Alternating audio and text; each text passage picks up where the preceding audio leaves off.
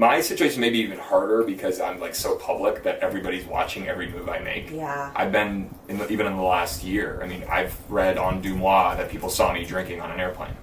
And I wasn't drinking on an airplane, but It's bold of them. people have tried to like see me, they think I'm drinking something. It's more often than not a non-alcoholic beer or something that looks just like it.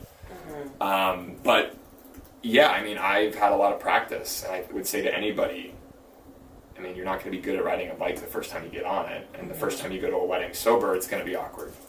I mean, if all of your experiences leading up to that were drunken or had alcohol involved, it's going to be different. But I think, number one, you can separate yourself from, like, is that actually the best gala event to go to if it's an all-night open bar and you don't have someone to go with? Mm-hmm. I would actually maybe think, I'm not going to go to that because I don't have the right infrastructure for me to feel comfortable. Maybe it's bringing a friend, maybe it's knowing that the open bar has something special for the non-alcoholic folks. It's okay to say no. Like, that first year, I didn't do some things just because I don't need to put myself in that environment. Mm-hmm. Now, I understand you want to network, I understand you want to meet people. I think there's ways to bring a friend that knows exactly what your situation is. Or, I mean, I think for me, like, I've spent a lot of time connecting in the sober community. Now, there's a lot of people that may be listening right now who don't necessarily consider themselves an alcoholic. I am an alcoholic. I'm a drug addict. Like, I say that in meetings.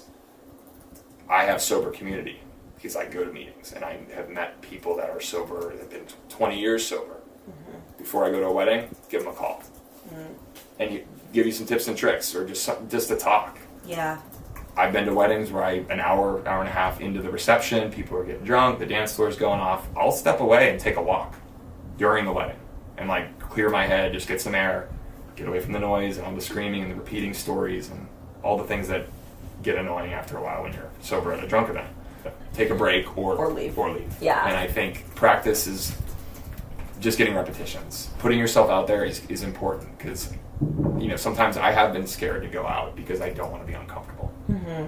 But I think more practice, and it is crucial to have a sober person in your life. Mm-hmm. I would not be sitting here right now sober if I didn't have a sponsor or didn't go to AA meetings. That's what works for me. If I didn't have that, I would literally go to an event and literally be like shaking but I've worked on it so much, and I've met people that have provided me support. Like, I've met guys who are 10 years sober and are like, yeah, like, I got this now. Yeah, they really inspire is a muscle. me. Exactly.